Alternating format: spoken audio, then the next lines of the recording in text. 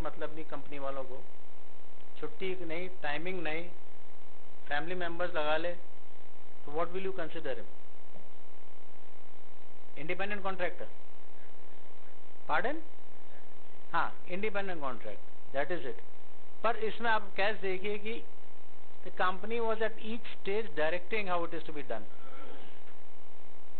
सो court said, supreme court said कि not only what is to be done but how it is to be done. If it is controlled by company, then he is not an independent contractor. If an independent contractor, so called independent, works with his own hands, then he is not an independent contractor. ये पहले होता था, बड़ी एक factory में मैं काम कर रहा था, बड़े मजेदार फैक्ट्री था, वहाँ के सिस्टम्स बढ़िया थे। ये काम कराना एक परमानेंट एम्प्लॉय को दे दिए 5000 में, तो ये काम करा दो, और आगे ठोकता था। मैंने देखो 5000 में करा दिया, एक दिन उस 5000 वाले का एक आदमी मर गया एक्सीडेंट में। आपके कौन उसका जिम्मेदार? एम्प्लॉय माना जाएगा ना, ठेकेदार का नहीं माना जाएगा, बिकॉज जिसको आपने ठेकेदार वो भी तो एम्प्लॉय है। तो इफ यू एक्सरसाइज कंट्रोल, अब कंट्रोल आप देख लीजिए सॉल्ट पैन वर्कर्स में every stage it was being controlled.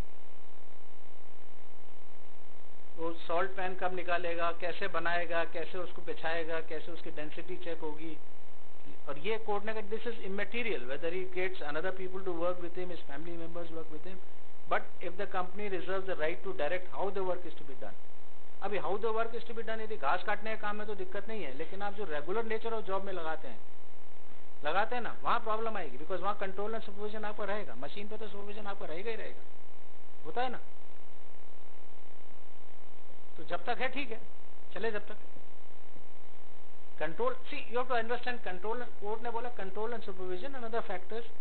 अब एक केस आया भी था, अब सुपरविजन ब्रॉड टर्म है, मशीन पे ऑपरेशन कर रहे हैं तो हर मिनट, हर घंटे, आधा घंटे, 10 मिनट में आपको सुपरविजन रहेगा ही रहेगा, आपको इंजीनियर सुपरविजन जाके देगा। घास काटने का काम है, बीडी रोलिंग का काम है, वो इंस्पेक्शन के टाइम मेजरमेंट होगा बस। Supervision is a bright term, but generally वो जो होता है ना regular nature of job, perennial nature of job, ये सब मिलकर के फिर आपको प्रॉब्लम देता है। देखो बेस्ट उसी का था, मैनेजमेंट का, नागेंद्र केमिकल्स का था। वो तो बड़ा पट्टा, बहुत बड़ी लैंड है ना, तो पट्टे बांटते जाते सबको। अब वो के कंपनी, एवरी कंपनी वैसे इंडिपेंडेंट कॉन्ट्रैक्टर है, कोर्ट ने कहा independent is your employ, seasonal work मान ले, कुछ भी मान ले, but he is your employ.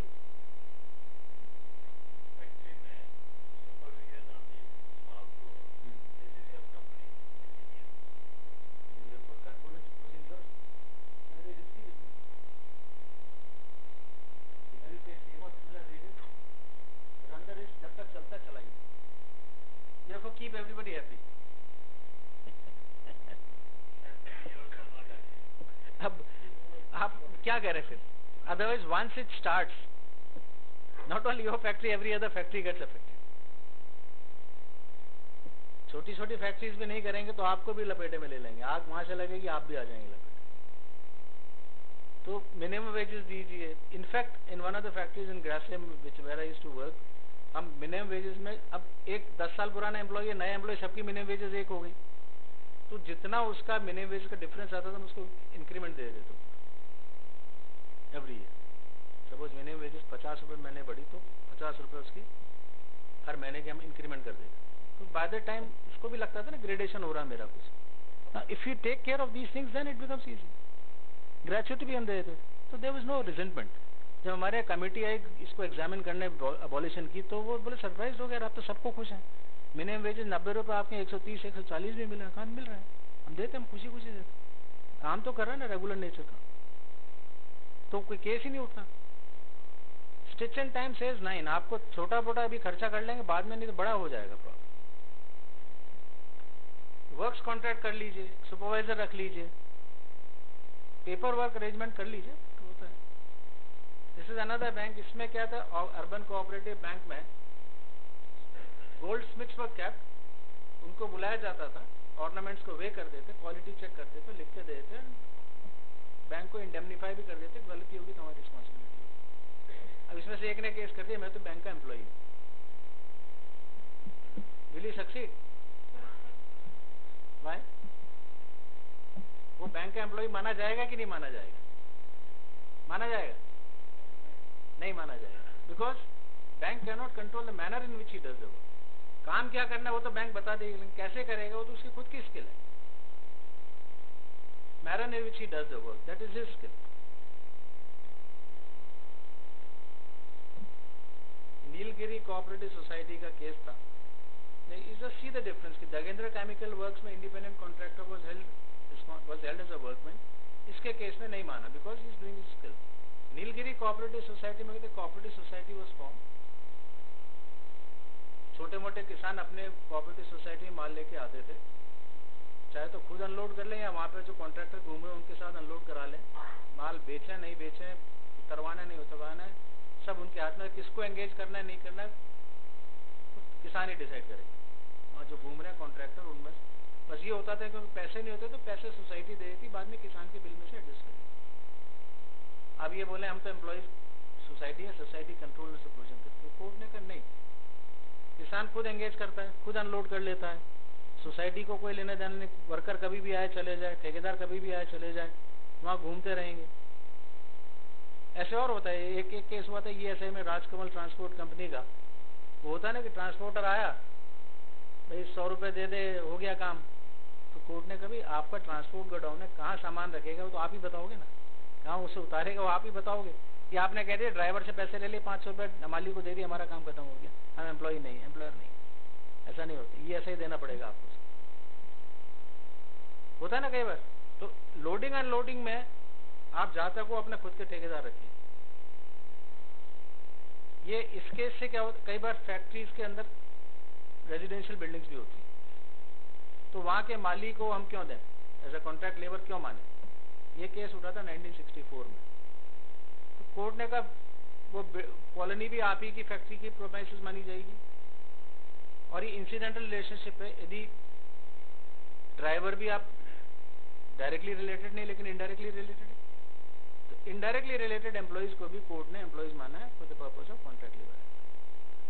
होता है ना, कॉलोनी में काम क्यों कर रहा है, तो हमारे एम्प्लॉय का फैक्ट्री में डायरेक्ट काम कर नहीं रहा है.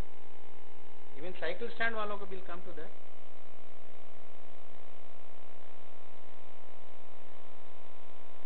Control consistent with the nature of work. जिस ढंग का नेचर ऑफ वर्क है उससे कंट्रोल माना जाएगा. बीड़ी मेकिंग के केसेस है, तीनों चारों बड़े टिपिकल केसेस. चिंतामणि राव में क्या था, कंपनी उठा करके रॉ मटेरियल दे देगी किसी ठेकेदार को, ठेकेदार अपने बनवा के लाएगा और बाद में कंपनी के एम्प्लॉइज उसको अदर रैपिंग वैपिंग करेंगे. तो कोर्ट ने कहा भाई इस केस में कोई कंट्रोल सुपरविजन नहीं है, इसलिए एम्प्लॉइज नहीं हो. सिंपल. तो बाहर काम कराता था. लेकिन दूसरे केस है, ये अपना नागपुर का केस है, वर्कर को डेली फैक्ट्री में आना पड़ेगा, 12 बजे बाद आएगा तो उसको काम नहीं मिलेगा, फिक्स क्वांटिटी माल मिलेगा, उसको रिटर्न बना के देना पड़ेगा. 8 दिन से ज्यादा छुट्टी रहेगा तो उसका नाम कट जाएगा, बाहर ले जाके काम नहीं कर सकता. तो कोर्ट ने कहा भाई, और उसके बाद एंड में जाके तो मैनेजर बोली हमारा क्या काम है, तो आके बैठ के बीडी बना के चले जाते. कोर्ट ने कहा कि एंड में जो आप जो चेकिंग करते हो ना, दैट इटसेल्फ इज सुपरविजन. और आपकी फैक्ट्री में रह के काम कर रहे हैं, आपने रिस्ट्रिक्शंस लगा रखे, तो आपका एम्प्लॉय हो गया, इंडिपेंडेंट कॉन्ट्रैक्टर नहीं हुआ. टिपिकल है. दूसरे केस में, शंकर बालाजी के केस में, वो बिरदी चंद से डिफरेंट है कि वो आदमी आता था, कभी भी आए कभी भी जाए. छुट्टी भी लेनी है तो 10 दिन से ज्यादा जाना है तो बता के चले जाए कि नाम नहीं काटना, मैं आ जाऊंगा महीने भर बाद.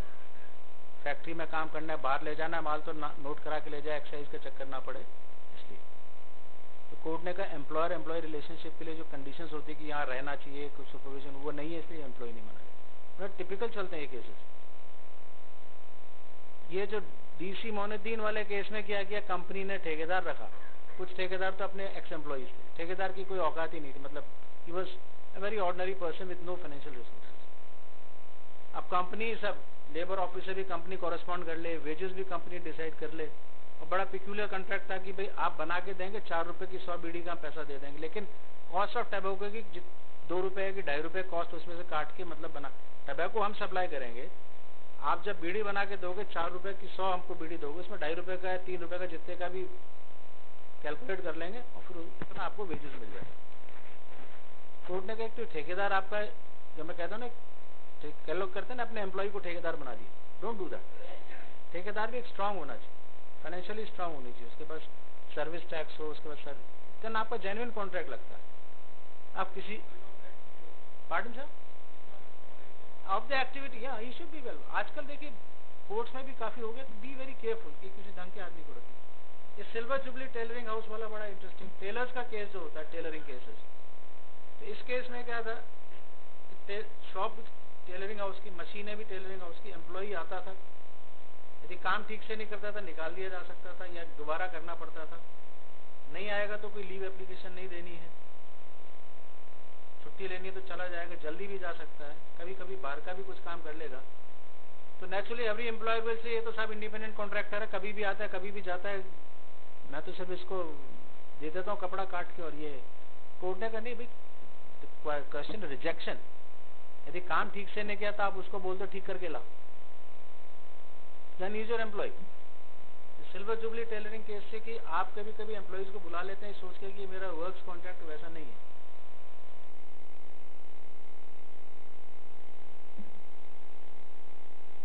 बाय ओन अकाउंट मतलब खुद का, यदि खुद का काम है तो वो नहीं होगा। जैसे अहमदाबाद डेयरी में, डेयरी के अंदर बूथ बना रखे थे, तो बूथ वालों के केस हो गया कि एम्प्लॉयज है कि नहीं, तो कंडीशंस देखी कोर्ट ने, no age limit was prescribed, 70 years तक के लोग काम कर रहे हैं। उसमें ये भी था आपके बाद आपके लड़के बच्चे किसी को भी आप दे सकते हैं, कंपनी से मिल्क सप्लाई कर देती थी, तो आप बिजनेस अपना खुद का कर रहे हैं, you are not an employ. चलिए आगे बढ़ते हैं। नॉट ऑन ओन अकाउंट, मैंने वो राजकमल ट्रांसपोर्ट वाला बताया ना कि वो ठेकेदार वाला, सिमिलरली एक ने बोला जी ये कारपेंटर है, मेरे यहाँ आता अपने खुद के टूल्स लेके आता है, इज नॉट माई एम्प्लॉय। नहीं, ऐसे थोड़ी होता है, तुम मेजरमेंट करके देते हो, तुम्हारी फैक्ट्री में आता है, तुम मटेरियल देते हो, तुम रिजेक्ट करते हो, तो how can you say is, थोड़े से टूल्स अपने ले आता है तो means is not your employ, ऐसा नहीं होता है। लिज्जत पापड़ का बता दिया है। कुछ एक एम्प्लॉयज को ड्राइवर दे देते हैं, ड्राइवर के पैसे दे देते हैं, आप उसको दे दीजिए पैसे, भैया उससे एक रसीद ले लीजिए कि मैंने ड्राइवर को पैसे दे दिए। लेकिन कुछ एक कंपनी स्मार्ट होती है, नहीं ड्राइवर यहाँ के साइन करेगा, ओवर टाइम यहाँ से लेगा, पैसा कैशियर से लेगा, तो आपका एम्प्लॉय माना जाएगा। पर यदि मैनेजर को 5000 दे दी, तुम्हारे ड्राइवर के पैसे तुम जानो, they should be no response, हमको लिख के दे तो हमने पेमेंट कर दी, तुम उससे लिखवा के ले लो, don't give it to us. Control and supervision पे होगा।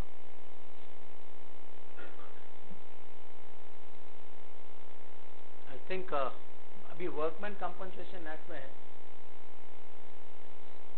आपके ऊपर क्यों रिस्पॉन्सिबिलिटी आती है, यदि एक्सीडेंट हो जाता है तो एम्प्लॉयर, प्रिंसिपल एम्प्लॉयर के ऊपर क्यों रिस्पॉन्सिबिलिटी आएगी, दैट इज अ क्वेश्चन। तो सेक्शन 12 में है, यदि ट्रेड और बिजनेस कर रहे हैं, यदि मेरे घर में सपोज मैं सफेदी करा रहा हूँ या पेंटिंग करा रहा हूँ, गिर के मर गया तो मैं लायबल नहीं हूँगा, बिकॉज मेरा ट्रेड और बिजनेस नहीं है। लेकिन आप ट्रेड और बिजनेस कर रहे हैं, उस ट्रेड और बिजनेस एक्टिविटी के पीरियड में यदि किसी को इंजरी हो जाती है, वर्कमैन कंपनसेशन एक्ट देना पड़ेगा। एम्प्लॉई हैज अ राइट, दोनों में से किसी से भी ले सकता है, आपसे भी ले सकता है, कॉन्ट्रैक्टर से भी ले सकता है, वो चॉइस उसकी है, आपसे ले सकता है, आप बाद में कॉन्ट्रैक्टर से ले सकते हैं। पर आजकल ऐसा होता है, ले ही लेता सारा, शोर मचा करके, उधम मचा करके, यदि डेथ एक्सीडेंट में मिली, ये एक्ट वैक्ट सब रह गए अलग, वो ले ही जाता, इसलिए ज्यादा डिस्कस नहीं करेंगे, तो आज तो ले ही जाता है। प्रोविडेंट फंड आपकी रिस्पॉन्सिबिलिटी क्यों है, क्योंकि एक्ट भी कहता है कि employer is to pay his contribution and contributions of the employees. Para 30 में भी कहता है he should pay first his own employees then others. Shall be the responsibility of the contractor to pay both the contributions, नहीं करता है तो आपको करने पड़ेगा। इसमें भी इन और in connection with the work by और थ्रू अ कॉन्ट्रैक्टर।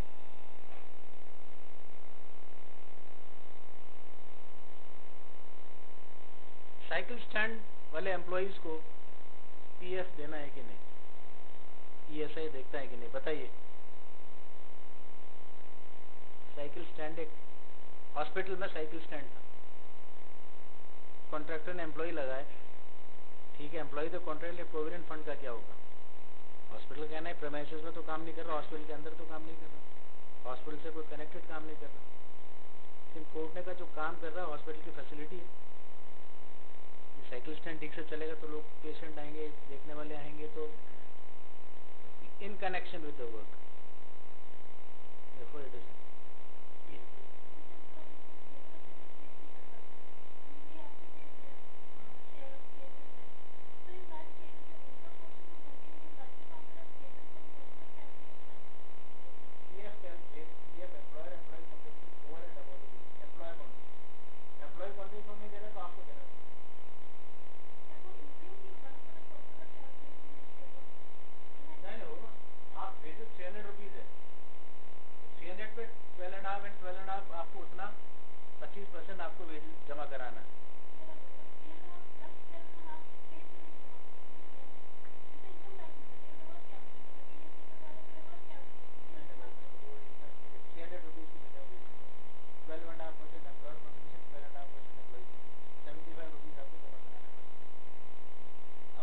बाद यदि एम्प्लॉय नहीं कटाता है, नॉर्मली एम्प्लॉय को 300 में से 36 रुपये उसको देने चाहिए, वो नहीं देता तो आपको भरने पड़ेंगे। 336 वेजेस मांगते, आप उसको भर दीजिए। नहीं मानते आज कहते तो आप ही जमा करिए, खास करिए अनस्किल्ड लेबर। अनस्किल्ड लेबर नहीं मानती है, जब मामा भील होते हैं ये लोग नहीं मानते।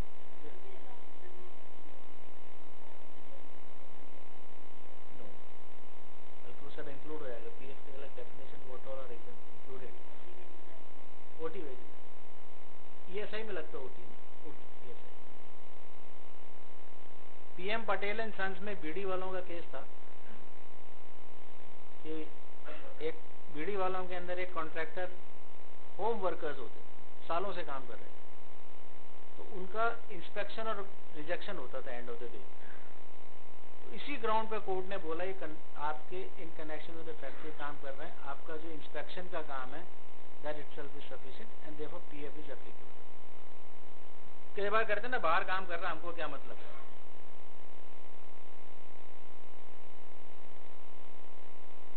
स्कूल की बसों के लिए होता था, स्कूल की बसों में हो गया स्कूल वालों को पीएफ दो, कोर्ट ने मना कर दिया।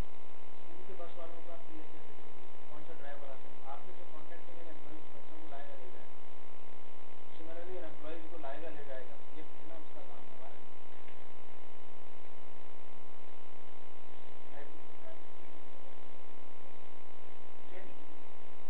ट्रेनिंग में भी लगे बिकॉज एक्सीडेंट हो गया, कुछ हो गया, पीएफ का थोड़ा उसमें डाउट है because is not doing any work in connection.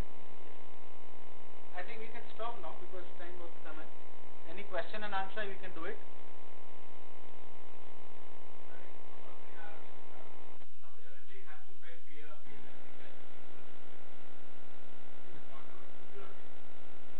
Contract रखने में एक तो आसानी रहता है आपको कि भाई कभी भी आप उसको निकाल सकते हैं, वैसे आजकल वो भी मुश्किल है।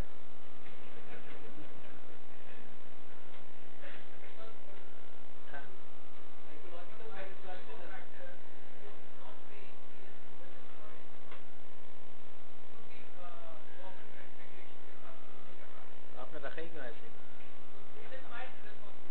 यस सारा आपके ऊपर है, एवरीथिंग आप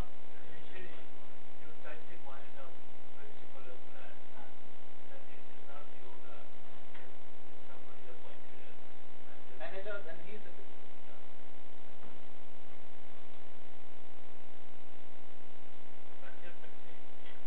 Manager of the factory will become the principal. Manager of the factory will be considered as principal.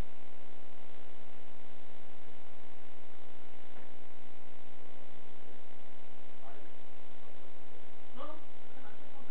Recently there is amendment in the Maharashtra rules. Are you expecting them? What kind of अभी तक तो कहाँ amendment accept हो गया? हाँ अभी नहीं हुआ है, उसका आसान नहीं है। नहीं इधर तो प्रेसिडेंट का एसेंट मिल गया। ऐसे as far as I know president का एसेंट अभी नहीं मिला। आ गया? What is that notification? फिर तो एप्लीकेबल हो जाएगा उसमें। I am surprised this aspect has not been included. नहीं, कब निकला ये? ये तो प्रोसीजरल है 60 का, इसका जरा प्रोसीजर में लिखी है कि पहले जो सिक्योरिटी था वो सिक्योरिटी अमाउंट बढ़ा दिया है। चाहिए लाइसेंस हो गया। अच्छा रजिस्ट्रेशन फी 5,000 प्रोसीजरल है, लेकिन ये नहीं कहा कि एप्लीकेबिलिटी अगर 50 एम्प्लॉई को होने पर लगेगी, 20 का नहीं लगेगी, तो नहीं आया नहीं, वो तो सारे की लगेगी। नहीं अभी तक कहता है एप्लीकेबल होगा जहाँ 20 कॉन्ट्रैक्ट लेबर, लेकिन गवर्नमेंट राजस्थान ने किया कि 50 जहाँ लगेंगे वहीं लगेगा। नहीं ये वो नहीं है, ये तो बेसिक लॉ अप्लाई। हाँ तो वो तो ये बेसिक लॉ, हाँ उसमें सिर्फ चेंजेस हुई हैं। Anyone else please? Sir gratuity act contract labours को मतलब किस तरीके से लायबिलिटीज आती है? मतलब मान लीजिए 2-3 महीने के लिए कोई प्लांट बंद है, ठीक है, और उन लोगों का फुल एंड फाइनल सेटलमेंट बन गया, उसमें ग्रेजुटी भी मांगती है, तो कौन से कॉन्ट्रैक्ट लेबर्स उसके लिए 5 साल minimum 5 years? Yes please anyone. What is the exact status of contract laborers who are as standing orders? They are not your employees, they are standing order. Factory act में जो किस चीज के अंदर problem हो रही है, डिसिप्लिनरी एक्शन के, then the contractor has to do it, you don't do the details. The contractor himself can take disciplinary action. You were absent. नहीं कोई बात नहीं, एब्सेंट रहे उस पे बेसिस पे कर सकते हैं, मिसकंडक्ट तो हो गया ना, क्योंकि स्टैंडिंग ऑर्डर्स में कॉन्ट्रैक्ट लेबर का as far as definition is not there, but I have done it. Contractor को बोला आप इसको डिसमिस करिए। In fact there was a case, court case कर रखा था रेगुलराइजेशन के लिए 20 आदमियों ने, उसमें से 4 आदमी बहुत एब्सेंट, मैंने उनको डिसमिस कर दिया। तो केस में केस चल रहे तो क्या फर्क पड़ता, but I was right, absent हो रहे हैं तो मैंने अपने डिसिप्लिन इंक्वायरी करके एक्शन लेके डिसमिस कर दिया। He can do it. Yes, anyone else? ना पीछे से किसी को। आपने किसी ने क्वेश्चन पूछा? Yes.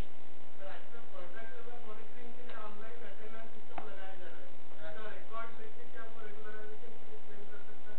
वो एक फैक्टर आ जाए कितने लंबे समय से काम कर रहा है, बट यदि आपका कॉन्ट्रैक्ट जेन्युइन है तो कॉन्ट्रैक्ट एक कॉन्ट्रैक्ट का एक रिटन एग्रीमेंट करा लीजिए, जेन्युइन इसका registration number, PF, ESI, sales tax etcetera सब होना चाहिए। That's all.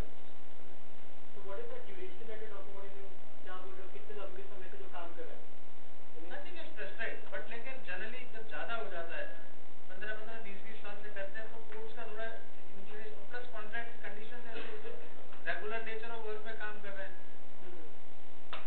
तो इसका पुणे के इंडस्ट्रीज ने किया था, 5-5, 10-10 को रेगुलराइज करते जाते हैं हर साल, तो शांति रहती है। नहीं तो प्रॉब्लम होगी ना, करने का भी 5 पर ईयर कर देंगे, एग्रीमेंट हो गया 5 पर साल कर देंगे, ठीक है। 10 साल पे आएगा नंबर, आदमी भी कुछ रहता है 5 हो जाएगा, तो you have to buy peace. I'm not appeasement here to be practical, क्योंकि वो भी एम्प्लॉय, वो भी एक्सपेक्टेशन में, और वे बगल में काम करते हैं, वेज डिफरेंशियल इतना होता है, एवरीबॉडी इज।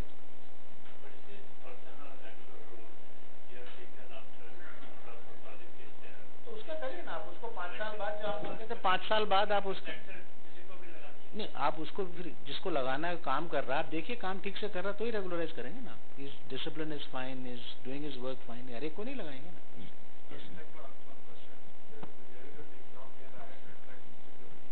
हाँ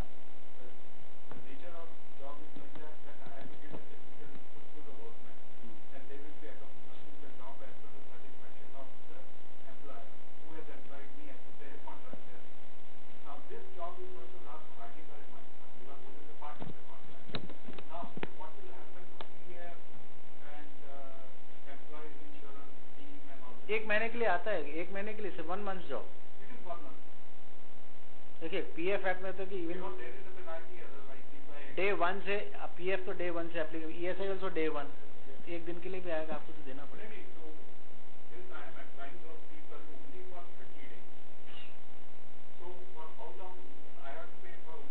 30 days ओनली। आपने जितने दिन लगाए, जितनी वेजेस दी उतने का ही देना, परमानेंटली क्यों देना? वो आपके एम्प्लॉय रोल, आप भी अपने रोल से हटा देते हैं उनको, 1 महीने का जो वेजेस है उसी पे देना पड़ेगा PF ESI. It's all related to wages.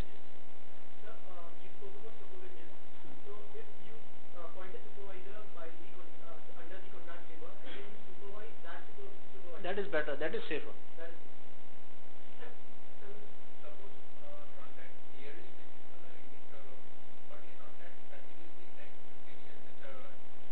देखिए इसमें आप लोग स्कोप ऑफ वर्क, जैसे I'll give my example when I was working in NTPC, हम यूनिट 1, 2, 3, 4, 5 का क्लीनिंग कॉन्ट्रैक्ट देते हैं।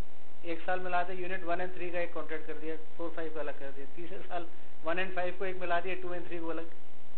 सेम 1 and 5 को परमुटेशन कॉम्बिनेशन के use to give a clearance की तो नया कॉन्ट्रैक्ट। छोटे में दिक्कत आए तो बनाइए, जब तक ठीक है बनाइए, आपका वैलिड कॉन्ट्रैक्ट रखिए, उसमें ये कंडीशन में लिखे कि पुराने एम्प्लॉइज को रखेगा, वर्बली बोल दीजिए, लेकिन वो कंडीशन लिखवाइए मत, he should continue to engage the same employees. हाँ आप बोल दीजिए इनको रख लीजिए अलग से, यू कैन से कि विल नॉट वर्बली, लेकिन उसमें कई बार लिखवा देते हैं you will continue to engage the same employees.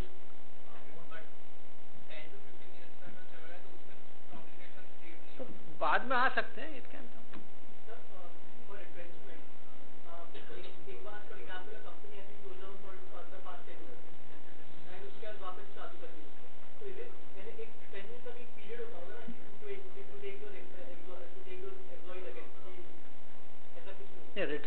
Means out, dismissal for any reason whatsoever, dismissal, retrenchment means out, closure हो गया फैक्ट्री, 10 साल बाद जिसको आना है आ जाएगा। कॉन्ट्रैक्ट लेबर में तो कोई दिक्कत नहीं।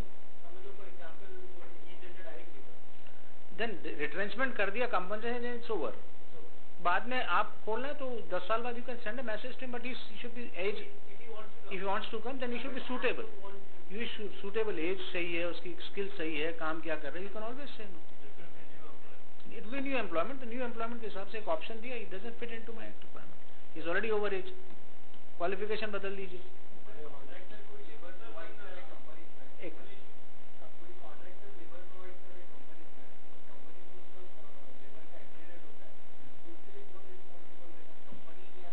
देखिए कॉन्ट्रैक्टर लेबर के पास दो ऑप्शन है, या तो कॉन्ट्रैक्टर से ले ले या कंपनी से ले ले। ये गवर्नमेंट ने एक्ट डाला है सेक्शन 12 और वर्कमैन कंपनसेशन है, तो कॉन्ट्रैक्टर लेबर का इधर उधर भागते रहता है। यदि कॉन्ट्रैक्टर प्रिंसिपल एम्प्लॉयर से लेता है तो principal employer can recover from the contractor.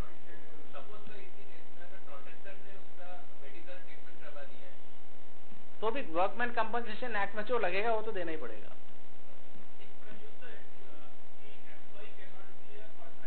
हाँ,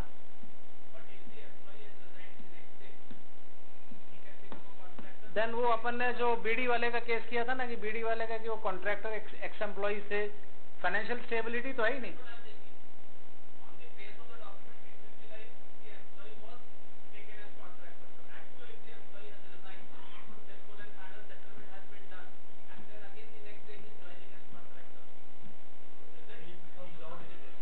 He becomes a non-employee, but ये सवाल है कि again if the contractor is really strong financially or not, ये एक फैक्टर आ जाएगा।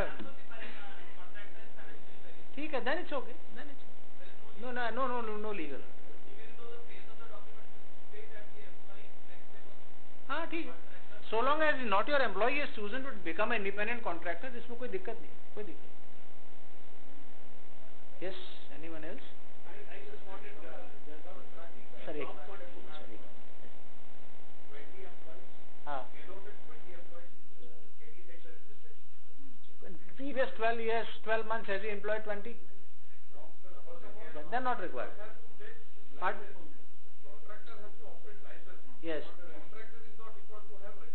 principal employer has to have registration under section 7 and section 12 में contractor has to get a license.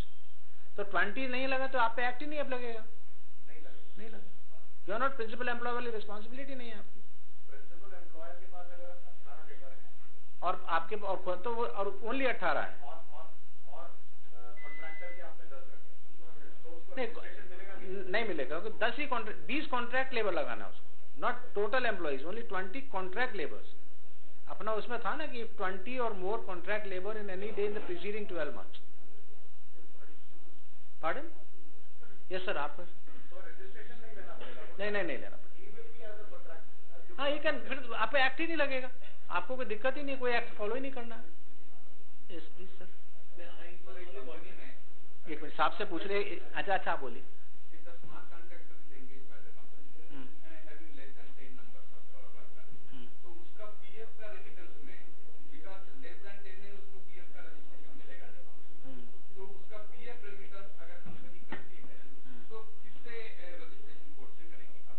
अपने से करिए।